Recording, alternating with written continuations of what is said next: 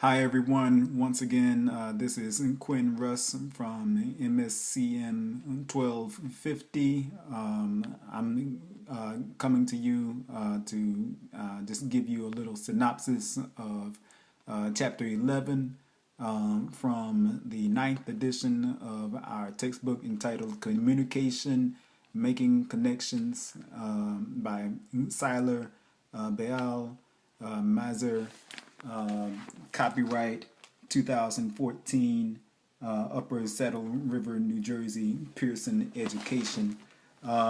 Chapter 11 falls under the uh, main category in the book entitled Connecting in the Public Context.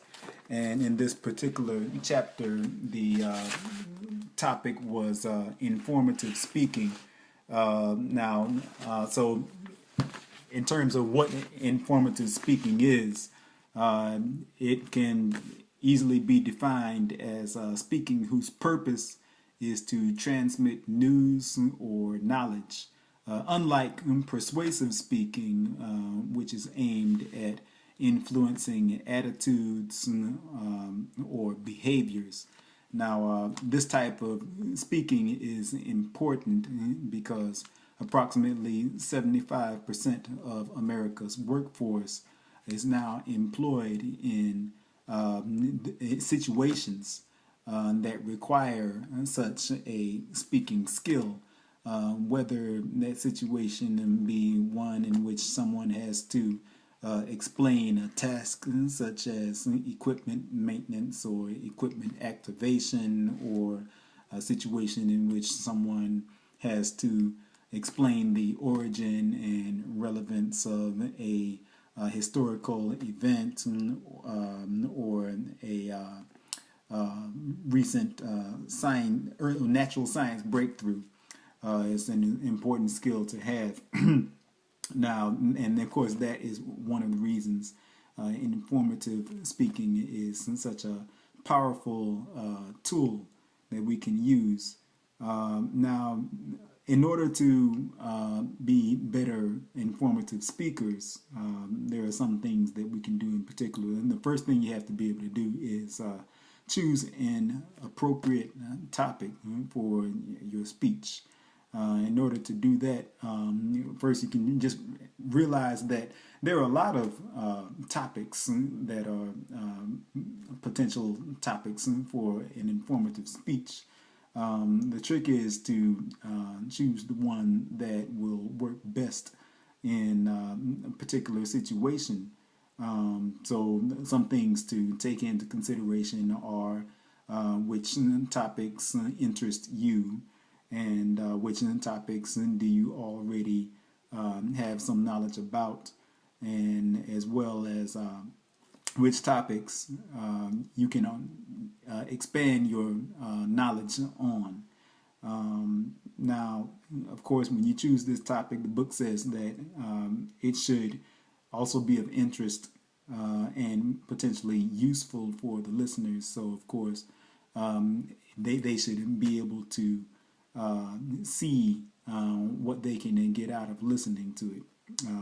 So, of course, in order to gain and maintain an audience's attention, they have to understand and have some kind of obvious reason to listen. Some of the tools that are kind of helpful for accomplishing this are just having a very intentional and specified purpose for the speech, as well as a specified method that you want to use to present the speech. Now, some other things that can help public speaker and informative speaker are novelty.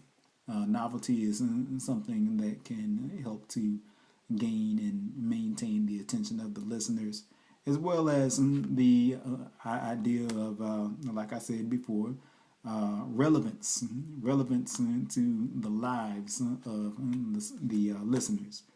Now, it's all as always in any type of speaking, in any type of professional activity, it's important to have structure and organization in the speech, so that listeners can more easily follow along, and also be able to recall different main ideas in the speech.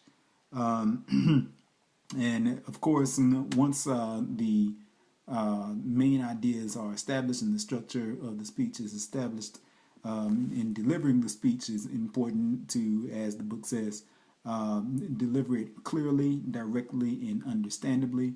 So pronunciation should be good, enunciation and intonation should be accurate, and it's important to avoid unnecessarily complicated vocabulary words. Now, and finally, the book says that it's important to also evaluate and assess a speech once you have typed it up. If it's one that you typed up in advance, it's important to evaluate it. You can practice it, and then present it to a close acquaintance, someone who is knowledgeable about such things, and someone who can give you very realistic feedback about how the current state of the delivery of your speech is apparent, how it sounds, how you present yourself visibly while you're giving the speech, and also, of course, how well you are able to maintain listeners' attention throughout the speech. And so, what this boils down to again is there are all kinds of topics. There are all kinds of things that we can do informative speeches about, but there are some guidelines that are important to follow when we're giving informative speeches in a professional setting. So that's what I got out of this chapter in a nutshell.